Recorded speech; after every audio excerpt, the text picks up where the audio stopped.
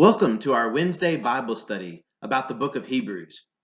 I'm going to have to just take a guess and say that Hebrews chapter 11, which is what this video is about, is probably the most well-known and I guess perhaps the most well-liked chapter of the entire book of Hebrews.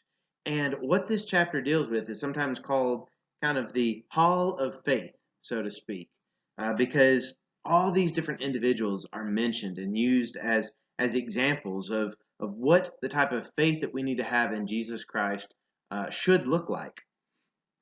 And in this chapter, there's several different ways that we could cover it. I've actually taken so much time before that I've taken like each one of these different characters and spaced them out on different class periods, and it takes a long time to go through all of these examples.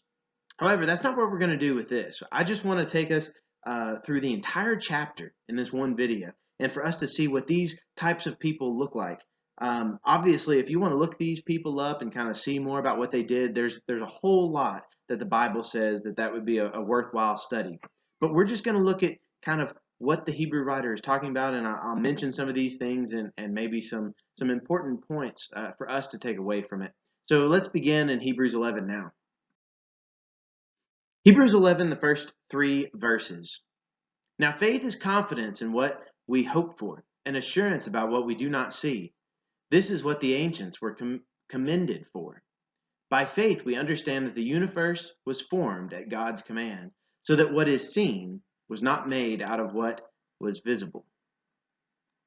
So here already in this chapter we start to see this kind of a working definition of faith and what it looks like. It has to do with confidence. If you want to know what faith is, it's amazing that literally the first 3 verses is now faith is. But what we see in that is faith is confidence.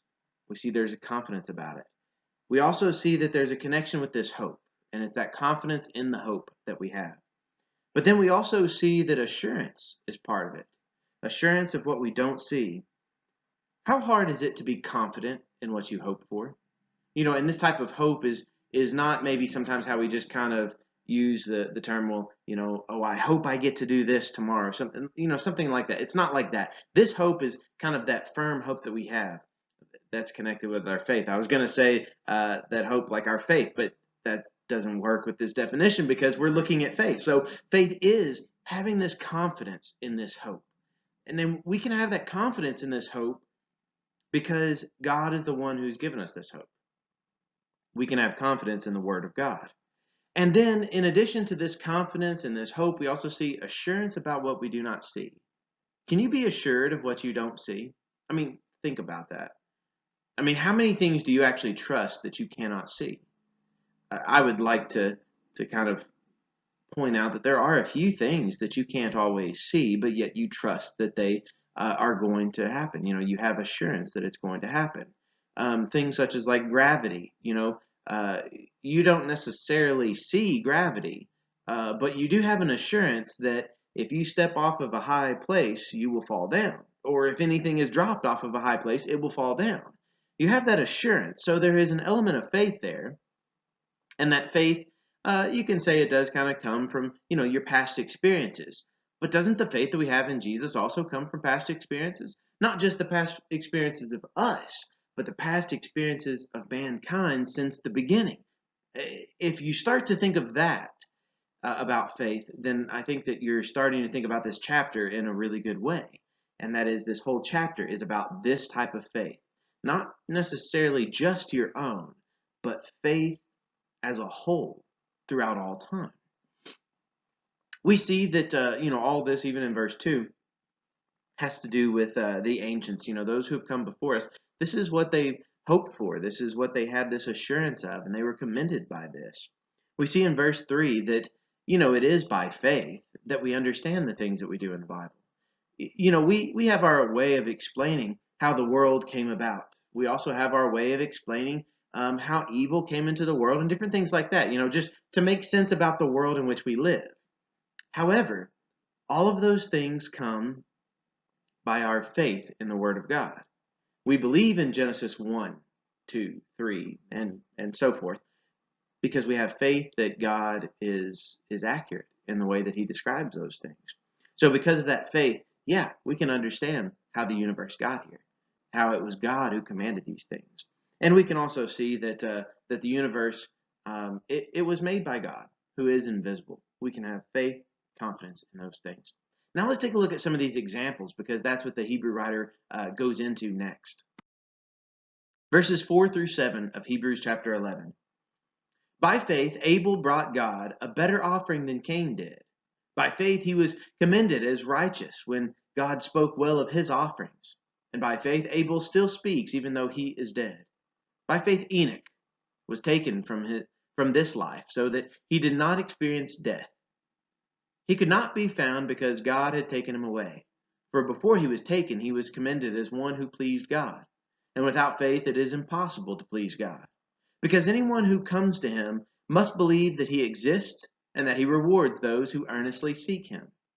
By faith, Noah, when warned about things not yet seen, in holy fear, built an ark to save his family. By faith, he condemned the world and became heir of the righteousness that is in keeping with faith. So here we start to see the layout of how this chapter is going to go. We keep seeing these examples of by faith, so and so did such and such. Obviously, with each one of these examples, we see who they are. One thing that I would kind of maybe encourage you to do is you might want to print off this chapter, or maybe if you have a Bible that you could just highlight every time the phrase by faith shows up. It's amazing whenever you highlight how much it says by faith this happened, or by faith so and so did this thing. And it's amazing to look at this chapter, and I kind of wish that I could show it to you really, but there's no real good way. But it's something you can experience, and you can kind of study this chapter yourself by just doing that and highlighting the phrase by faith. You will find out it shows a lot of times. It shows up several times even in what's on the screen right here. We see it in verse 4, 5, and 7, but if you keep looking, you'll find out it appears even more than that. So that's what I'm saying. Look at those things. And another thing, if you kind of want to look at these examples, you might take a pen or something and underline the different names that we see. Because by faith, we see Abel did something. By faith, we see Enoch did something. And by faith, we see Noah did something. You could underline those. And it would look kind of interesting, and it could teach you something about this chapter and what we learn about faith and the people that acted out in this faith that they have. Did you notice we're kind of going more or less in chronological order? I guess pretty much specifically, we do go in chronological order from the very beginning. However, I do find it interesting that Adam is not mentioned. Adam being the first man, you would think, okay, that's where faith has got to start.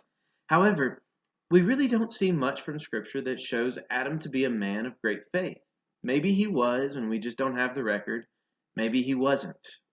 We don't really know a whole lot about Adam and Eve. Surprisingly, they don't show up very much in the Scriptures. But yet, we do know that Abel was righteous. We see that he acted out in faith. And we see that Abel himself, the last phrase in verse 4, is kind of interesting, especially when you connect it to some of the other things that are stated here in Hebrews. But this, by faith, Abel still speaks, even though he is dead. I think that's something we need to recognize about this entire chapter. Yes, by faith, Abel still speaks, even though he is dead. But guess what? Enoch still speaks. Noah still speaks. Abraham, Isaac, Jacob, Moses, all these others that we see in this chapter, they still speak even though they've died. And I would like to think that, we ourselves could look at ourselves as people who our faith will live on beyond us, and that we can still speak, so to speak, I guess you might say, even after we have died, and that kind of this legacy of faith will live on. But we do see this concept of death already showing up in verse 4. Even though he died, his faith still speaks. But when you combine verse 4 with verse 5, that talks about Enoch, who he did not experience death. Now, Enoch, he's kind of like a strange individual, an odd, unique. There we are. That's a better term. He's a unique individual because he didn't experience death like most of us do. And what we see in verses 4 and 5 is that our faith goes actually beyond death. Abel still speaks even though he's died. Well, Enoch, he had such faith that he didn't even die. So you kind of see that our faith can take us beyond death. And I think that that's wonderful to be able to rest in that assurance and rest in that hope, to know that our faith will carry us beyond these things that we can see or that we can't see, and just show us and prove to us the importance of what we are doing here on earth during this time that we've been given. We also see in verse 6 a phrase that I think we do not need to take it lightly. It says, without faith, it is impossible to please God. You know, there's a few things that are mentioned throughout Scripture, maybe not as many as what you might think, but there are a few things that are mentioned throughout Scripture that you have to do this in order to please God. Or, without faith, it's impossible to please God. I mean, just think about that phrase. Do you want to please God? You have to have faith. Without faith, it's just simply impossible to please God. It's not going to happen. There's no way for it to be able to happen. It's impossible. So how important is faith? Pretty important. We've got to have it in order to please God. We also see something about what this faith must include. It must include, as verse 6 goes on to say, that we must believe that God exists and that he rewards those who earnestly seek him. You know, these things are connected with that. And you might also notice that I said that there are a few things that are listed that we have to have. Well, it does say that whenever we come to him, we must believe that he exists and that he rewards those who earnestly seek him. Okay, so this is another thing that we must do. So already in this one chapter, we get a few things. I'm sorry, in this one verse, we get a few things that we actually have to do in order to be pleasing to God. Just kind of interesting to maybe be reminded of those whenever we come across those in our other studies. But yeah, there's yet a couple to kind of dive into a little bit. We see chapter 7, which I'm not going to comment too much about Noah, but we see that by faith Noah he acted out. The reason why I'm not going to comment too much about Noah is he's kind of one of my favorite characters. I just love him. And if I'm not careful, I could just go on and on and on and on about him. But really, the Hebrew writer mentions him, shows how important he is, but then we move on to another thing because we've got a lot of examples to take a look at. But Noah is one of these wonderful examples because literally whenever the entire world was going one direction, what we see in Noah is he had faith in God to go the other direction and to follow God. That's what we ourselves need to be doing. So let's keep looking because there's more examples of faith. Hebrews chapter 11, verses 8 through 12. By faith, Abraham, when called to go to a place he would later receive as his inheritance, obeyed and went, even though he did not know where he was going. By faith, he made his home in the promised land like a stranger in a foreign country. He lived in tents, as did Isaac and Jacob, who were heirs with him of the same promise. For he was looking forward to the city with foundations, whose architect and builder is God. And by faith, even Sarah, who was past childbearing age, was enabled to bear children because she considered him faithful who had made the promise. And so from this one man, and he as good as dead, came descendants as numerous as the stars in the sky and as countless as the sand on the seashore. So now we come to another example of faith. And by the way, I don't want you to think that this entire passage right here, verses 8 through 12, don't think that this is all about Abraham, because it isn't. When you look at verse 8, you see it's about Abraham, but notice 11, by faith even Sarah. So we see that Sarah is mentioned too. So it's the faith of Abraham and the faith of Sarah. We don't need to overlook our families and the need for faith to be among our families. And here, actually, in all of these, we see it's Abraham is mentioned, Sarah is mentioned, but then we also see Isaac and Jacob, and of course, by extension, their own families too. So all of these are combined in together about this faith that they have. How do we see their faith right here? Well, what's used as an example in these verses. Now, I will just give you a little bit of a heads up. We're going to go to another passage and then come back in this same chapter in verse 17. We're going to come back to Abraham. He actually gets mentioned twice, like 2 different times. So what do we see really focused on here? Well, what we really see is, I guess, kind of described for us in verse 10. When you look at verse 10, we see that he was looking forward to a city, a different type of city. This city with foundations whose architect and builder is God. That's the important thing. Here on this earth, he lived in a tent. He traveled around. He went wherever God told him to go because he didn't really care where his house was located. He was looking for a home that's different. Even really with the promised land, there's more about the promised land than just a physical location, and he just had to build a house there. That's not what his purpose was about. His purpose was about this city that had the foundation that God established. That's what Abraham was looking forward to. And that's what Sarah and Isaac and Jacob were all looking forward to too. That's what they had faith in, and that's how they demonstrated this faith. Is they were looking forward to something greater, something out of this world, so to speak. If you kind of want to frame it like that.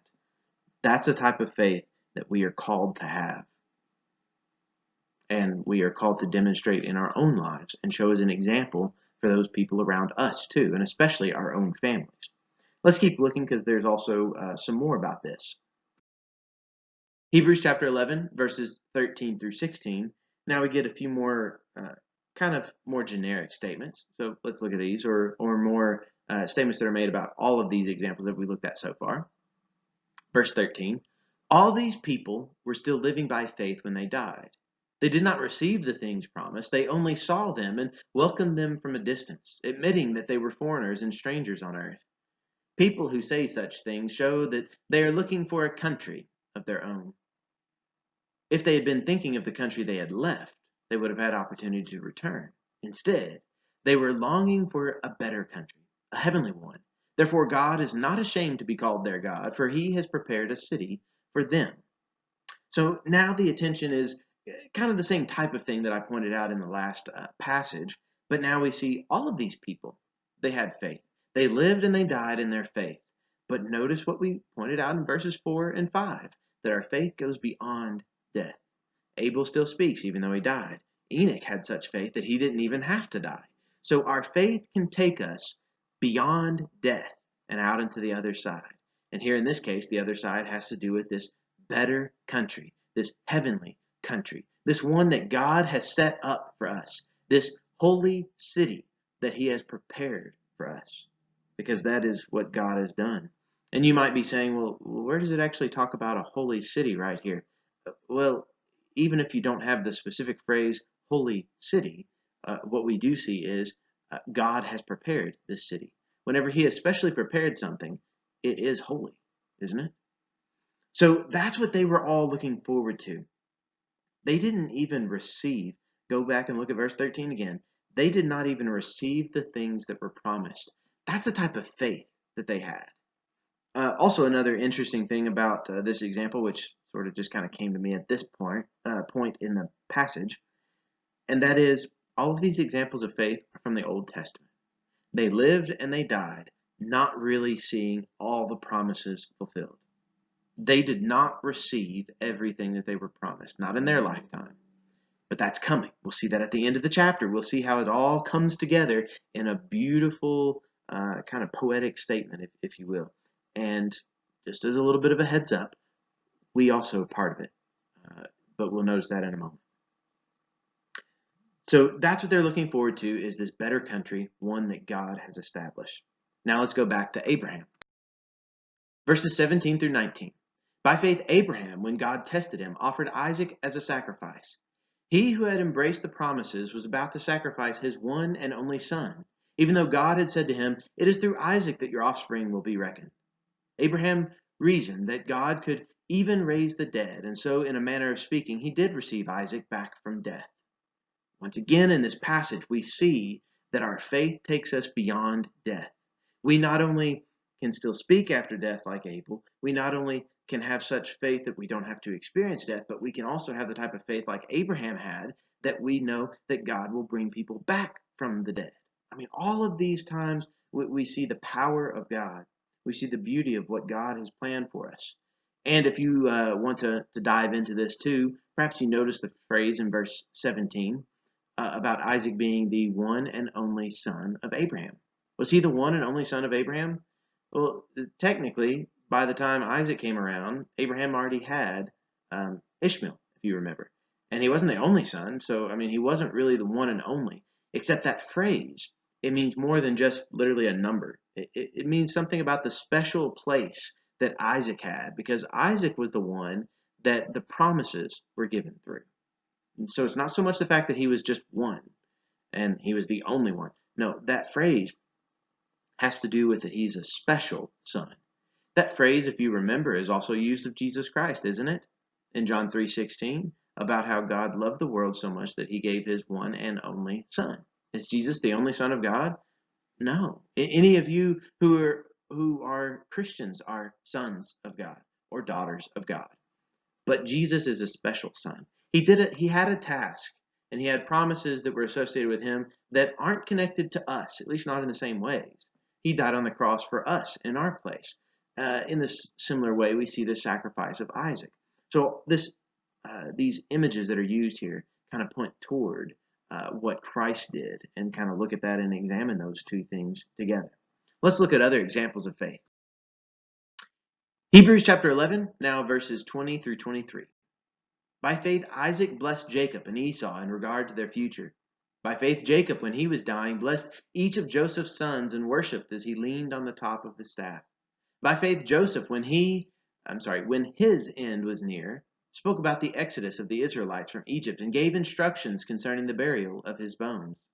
By faith, Moses' parents hid him for 3 months after he was born because they saw he was no ordinary child and they were not afraid of the king's edict. So here in this passage, we start to move through this greater list of people. We see that Isaac had faith, Jacob had faith, Joseph had faith, and then we skip a few generations and we go to Moses. So now in these few verses, we've covered hundreds of years to get from the promises that were given to Abraham all the way down to Moses' parents and how Moses is going to be a great deliverer. But we see all these great examples and we see how they acted in faith. They didn't receive those things that were promised to them, but they acted out in faith, knowing that God is going to take care of it in the end. And he, of course, did. There's more examples of faith, though, in this chapter. Let's keep looking. Now, verses 24 through 28. Now we get to Moses himself. By faith, Moses, when he had grown up, refused to be known as the son of Pharaoh's daughter. He chose to be mistreated along with the people of God rather than to enjoy the fleeting pleasures of sin.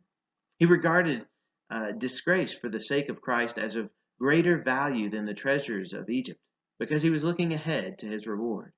By faith he left Egypt, not fearing the king's anger.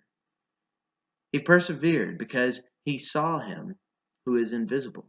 By faith he kept the Passover and the application of blood, so that the destroyer of the firstborn would not touch the firstborn of Israel.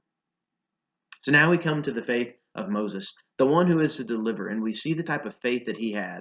Yes, we could look at his specific example, and we can see character flaws within him. We can see sin in his life.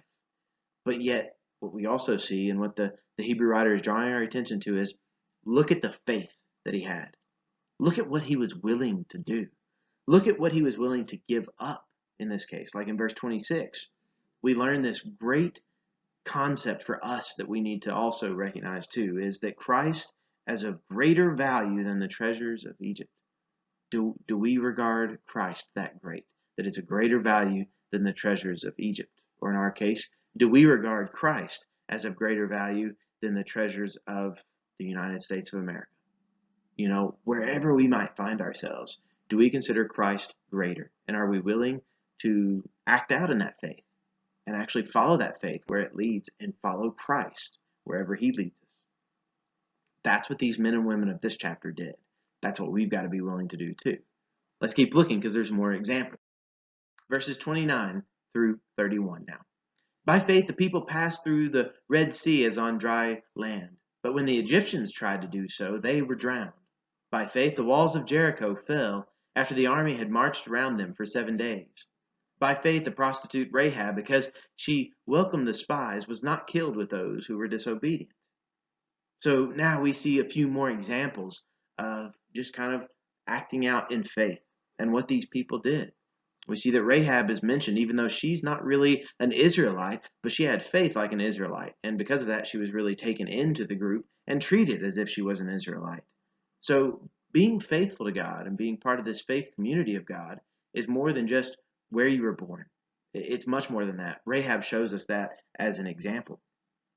But there's so many other examples too that we could look at. And in fact, there's a lot of other examples that are just briefly mentioned in this chapter. Verses 32 through 38 now. Listen to what the Hebrew writer says here. And what more shall I say? I do not have time to tell about Gideon, Barak, Samson, and Jephthah, about David and Samuel and the prophets, who through faith conquered kingdoms, administered justice, and gained what was promised, who shut the mouths of lions, quenched the fury of the flames, and escaped the edge of the sword, whose weakness was turned to strength, and who became powerful in battle, and routed foreign armies. Women received back their dead, raised to life again. There were others who were tortured, refusing to be released so that they might gain an even better resurrection. Some faced jeers and floggings and even chains and imprisonment. They were put to death by stoning. They were sawed in two. They were killed by the sword. They went about in sheepskins and goatskins, destitute, persecuted, and mistreated. The world was not worthy of them. They wandered in deserts and mountains, living in caves and in holes in the ground.